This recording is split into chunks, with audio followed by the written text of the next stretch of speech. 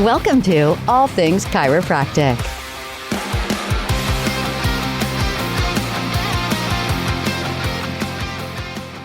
Well, welcome to another episode of All Things Chiropractic. I'm Paul Andrews. Dr. Mark Davini here.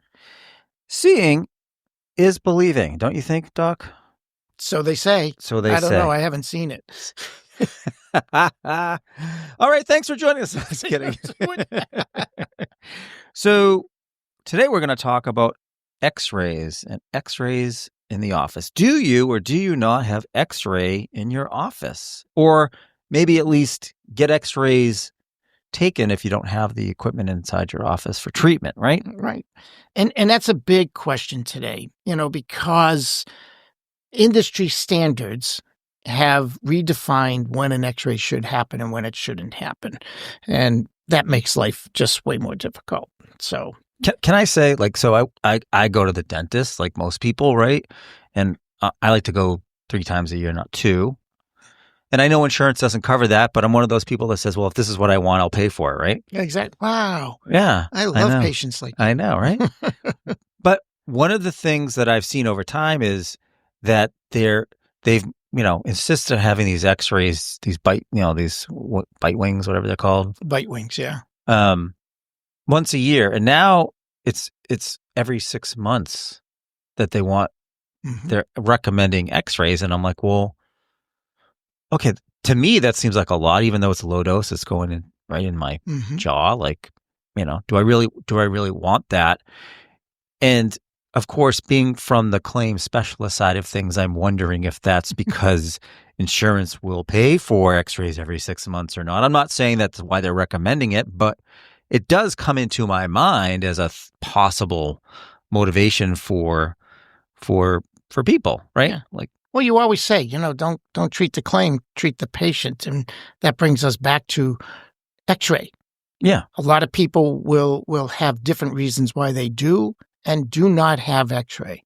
But, X-ray is kind of a near and dear to my heart type of thing because, I remember even in school back then we used to have what were called blue coats and gold coats and Palmer, and you were student supervisors if you completed a certain number. Coming through, student supervisor here. Yes, coming through. Blue coat, watch out. Yeah, I had my blue coat, I had my gold coat, and the blue coat was X-ray. And I remember that my first shift was actually being the person who put the physical X-ray up back then on the view box, and the radiologist, Dr. Canterbury at the time, would read the X-rays that were coming through the clinic. And as the basically extern standing there assisting him, he would challenge me in reading the X-rays with him, or I would just listen to him dictate the X-ray report.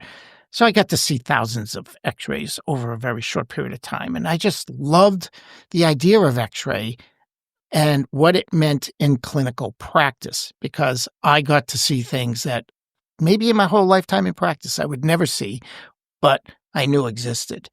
So when you look at X-ray, it's as old as chiropractic. It was discovered in 1895, just after chiropractic, actually. What did you do when you found out when you were there? I loved it. I thought it was something new.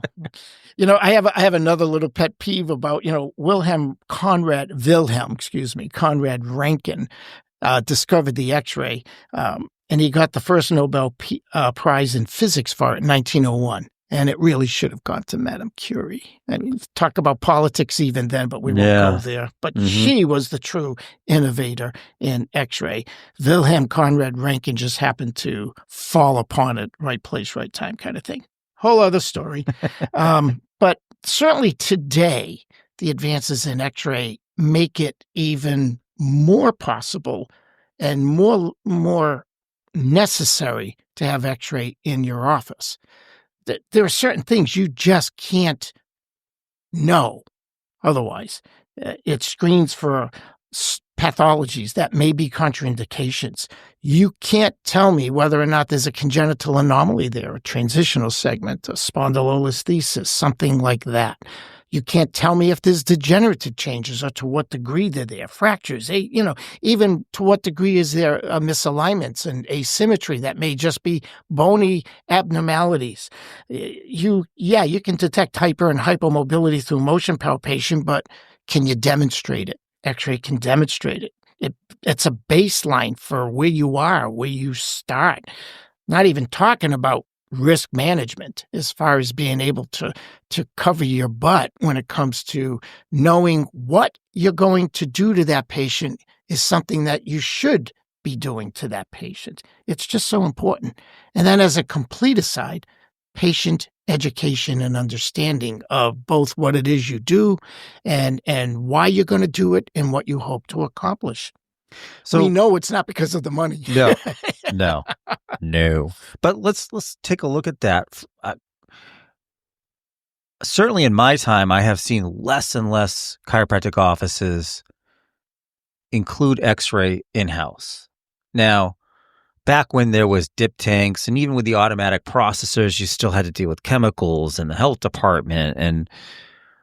But now with digital, yes, the expense is there for sure, but the ease by which you can take these X-rays and have instant, really super quality X-rays is amazing. So do you think is it really just the money that's keeping these docs from doing it? It's always been the big ticket item, setting up an office.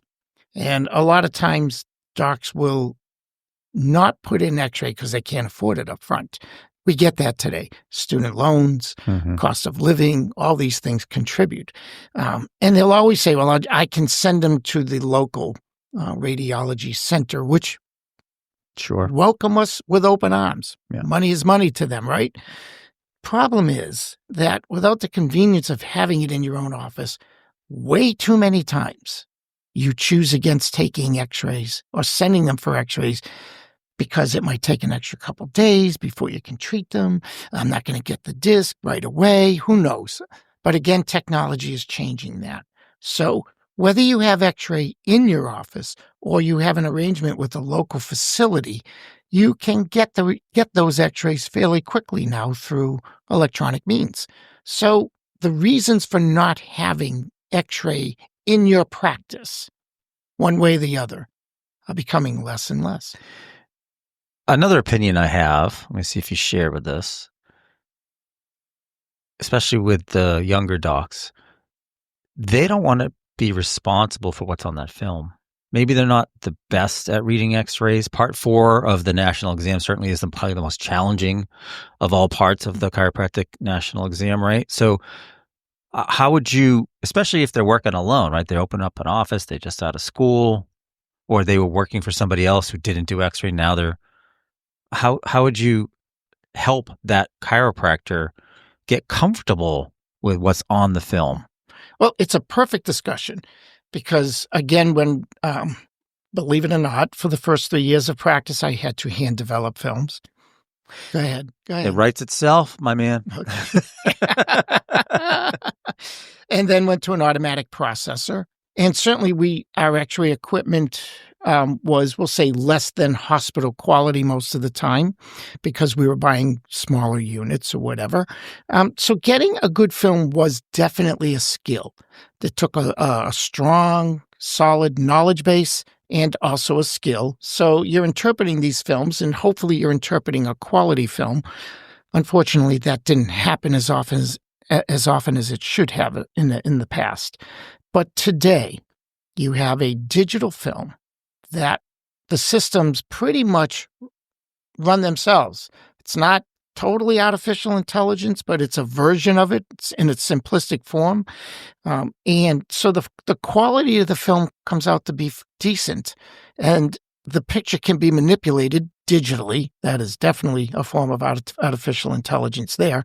And so the pictures can be digitized and then manipulated to improve some of the faults in the picture. And then here's the thing. All of that can be sent to a chiropractic radiologist for interpretation. So yes, you're responsible for what's on the film, but today, not having your films overread by the radiologist is, in my opinion, something that isn't a good way to practice anymore. Well, it's fairly inexpensive, right? Cheap. And all of these radiologists. If you're not confident or you just want the backup. Right.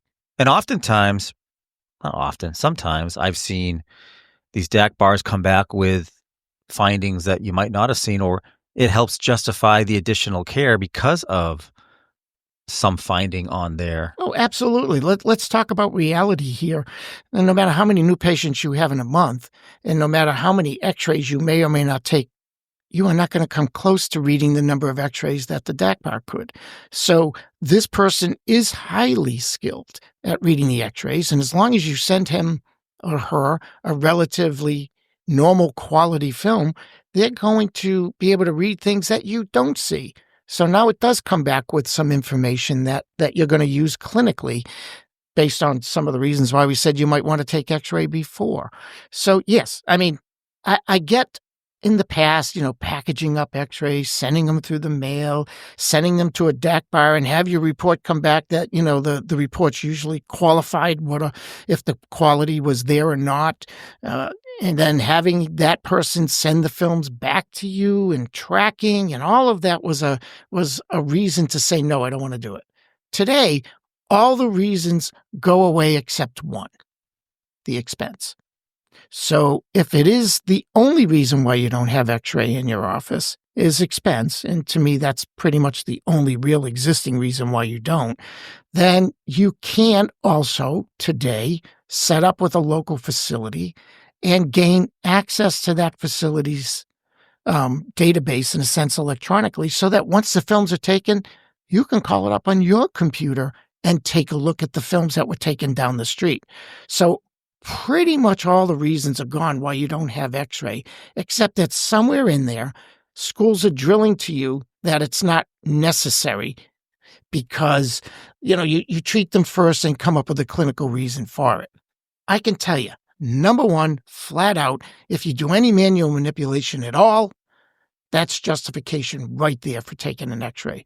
No one's manipulating me. No one's adjusting me. No one's doing any kind of work on me, whichever word you want to use, without them knowing what my bones look like. So if you're doing passive techniques, it's a whole other discussion. But for the most part, there is no good reason, no matter what organizations are saying right now, to not take an x-ray. There's just too much information you don't have access to in any other way, shape, or form. And I do see in the near future, I can see that these digital x-ray machines come packaged with AI reading, that the films get read for you right on the spot, right? I mean, it's happening. Yeah, if you already listen happening. to our AI podcast, you'll know that one of the professions that's on the chopping block right now would be radiologists. Even though radiologists are still slightly ahead of AI as far as what they are able to read, we know that the AI is going to just keep improving and improving and improving, which means that all of a sudden you take your digital x-ray and not only do you immediately get to see the film, but you immediately get to read the report that was generated through AI. To me, as a incoming chiropractor, that'd be the most amazing thing that I would invest in quickly, because it's exciting. I mean, digital x-ray should be exciting for you because you get to and we'll talk about other benefits of digital x-ray, but we're just talking clinically here that this information you can't possibly get any other way. I was going to say, not to mention, one of my good friends, first employer, who's been chiropractor for like 50 years now, I can literally say he's saved people's lives by finding something on an x-ray that was not found in the medical system. I mean, I can remember story after story of either calling the ambulance because they shouldn't even go over railroad tracks because they have exactly. Issues, fractures, whatever, to pathologies and things like that, we're x-raying areas that people don't routinely get x-rayed for any reason, especially if you're a practitioner that would x-ray full spine, and somebody comes in with low back pain, but your technique requires that you will do other areas, and you x-ray full spine. Now, all of a sudden, you're x-raying an area that is not an area of complaint, goes outside the standard of practice for medicine for sure, and you find something in the cervical spine that otherwise would never have been detected. Asymptomatic, would never have found it. Never or it would have found been it. Too late. Yeah. I mean, these are all great reasons to have x-ray beyond just chiropractic, but certainly chiropractic. So when we look at the safety part of X-ray. A lot of patients, I just mentioned it earlier about, is getting a dental X-ray safe every 6 months or not? Do I need it? Is it safe? Certainly, when you're exposing radiation to areas or the full spine, what are your thoughts on safety these days? Well, X-ray is ionizing radiation. It still falls within the electromagnetic spectrum into the ionizing radiation category, as opposed to your plugs in your wall are still radiation, still electromagnetic radiation, but not ionizing. It's the ionizing component that makes it in question. So when these radicals are exposed, or when your body's exposed to these radicals, they affect fast-growing cells the most. And the fastest growing cells would be in your eyes, an embryo, things like that, your glands, things like that. So we've always been conservative about exposing people that might be at a higher risk, where the benefit does not outweigh the risk. Pregnant person, for example, is the number one prime example, I should say. So yes, it is ionizing radiation, but time again has started changing opinions. It's interesting. When I was in school, okay, well, I'll just leave that there. I paused. When I was in school, I actually had theorized that gonad shielding actually increased radiation to parts you don't want to have increased radiation to. And the reason for it is by blocking the primary beam and allowing the radiation that was secondary, given off by the body itself once exposed to X-ray, now would be coming in from behind the gonad shield, trapping it in an area that I wouldn't necessarily want those softer, more absorbing rays to be. Everybody thought it was crazy. All us men are cringing right now, but okay. I know. Everybody thought it was crazy. I took a gonad shield, wrapped it in lead, took an X-ray of it, and guess what I found? A perfect image of my marker under the gonad shield. Wow. So we knew that secondary radiation was getting in there. So everybody thought I was crazy. Was this back when you had to X-ray for like 5 minutes to penetrate? Something like that, yeah. The first X-ray, by the way, that Wilhelm Röntgen took was of his wife's hand, and it was a 15-minute exposure. I bet you appreciated that after time. Yeah, I'm sure. But in January of 2021, they did a study and basically said exactly what I was saying back in 1980. That gonad shield should no longer be used because all they do is promote the softer, more absorbing X-rays and focus it on the area you don't want to have focus to. So that's just a study that changed a way of thinking that now has taken away some of that threat. Let's go back down and say, okay, repeat the whole digital thing. The whole digital thing, better X-ray, better exposures, less retakes, less radiation being used. We're way past the rare earth screen kind of mentality with digital X-ray. And every year it keeps getting better and better and better. So we're using way less X-ray, where repeating the need to repeat an X-ray becomes far less with digital X-ray. So those are good. We can get a second opinion. So again, we don't need to retake X-rays to try and see something more clearly. We have someone more skilled in reading films than we would be to give you that comfort. And then there's the concept of hormesis, which I will only mention it here in concept. Hormesis is a biological process where a low dose of a stressor, and there can be many stresses, and hormesis is a broad topic, but let's say stressor being radiation. Are you my hormesis? Is that what you're saying? I'm your hormesis, right? I know. What a jerk. I know. Where the stressor, in this case is X-ray, can actually be beneficial to the organism. You are putting a stress in the body that's subclinical and below the threshold of causing permanent damage. And I know you're all looking at me going crazy, but wait a minute. You're telling me this complex definition? You're telling me that X-ray could actually have a beneficial effect on your cells, your body? Well, that's what they're saying, and hormesis will be a topic we can talk about in the future. Yeah, we're definitely going to have to explore that in maybe another podcast. As a general term, but let's just talk radiation.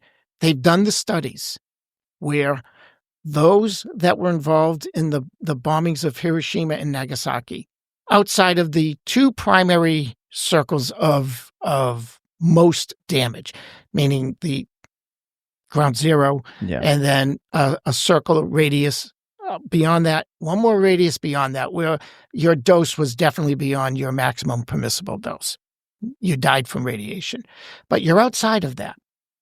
And they found out that those people who received low levels of radiation lived longer. Wow. Now they go, wait a minute, that's crazy. So they also did another study in Japan where they inadvertently built a resident high-rise out of steel. The steel in this building happened to be repurposed steel that had been exposed to radiation. So these people were living in a building made out of materials. Why is my heat bill so low? Exactly. Yeah. Why do I have a tan? and I never go outside, right? And they found out that these people also lived longer. So here's two examples of people who have been exposed to chronic radiation, low levels, chronic radiation, and their longevity was like way past.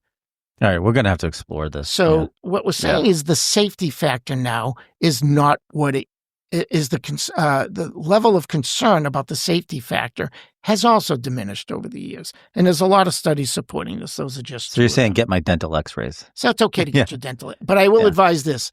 Don't just do bite wings. Once a year, have them be periapical. The orbital? No, they get and see the full root.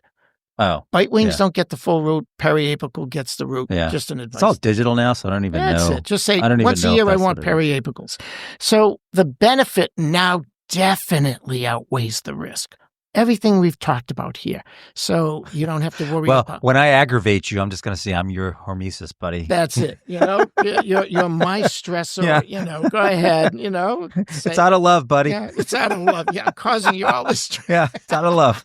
I love it. Again, what a jerk. Yeah. Right. Hey, just saying.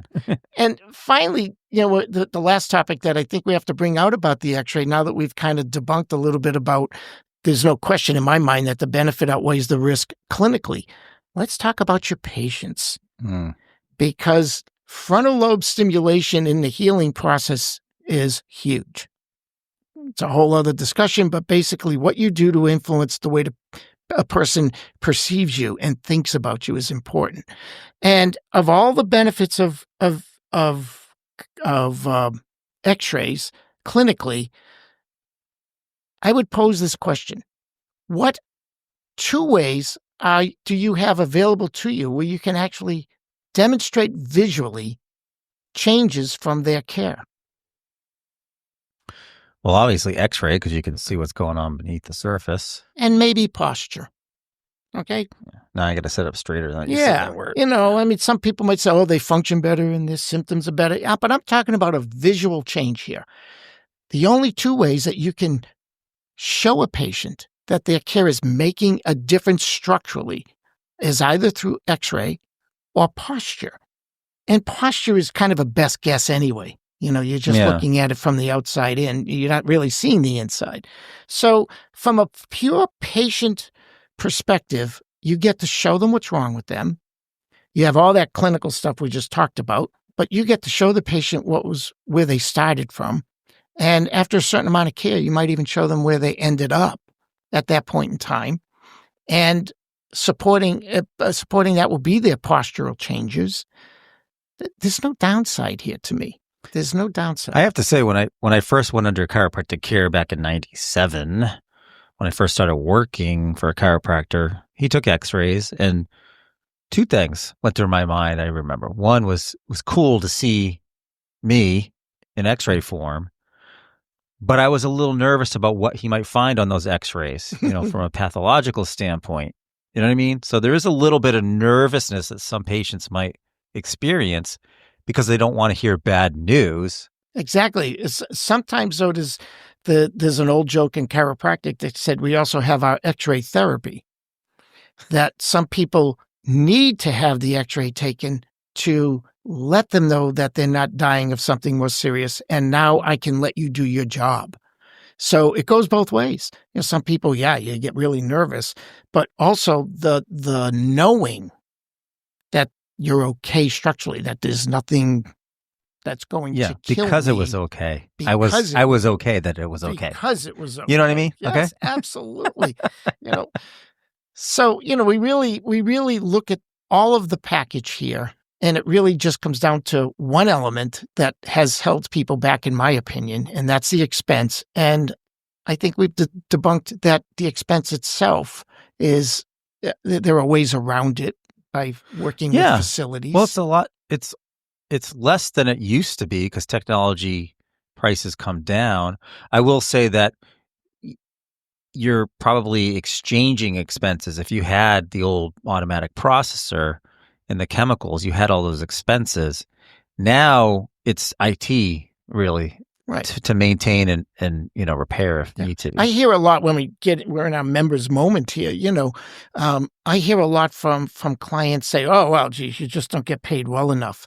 And I look at it from the other way. It's like you get paid really well by having Xray in your office because patients understand to a degree that they could not otherwise understand.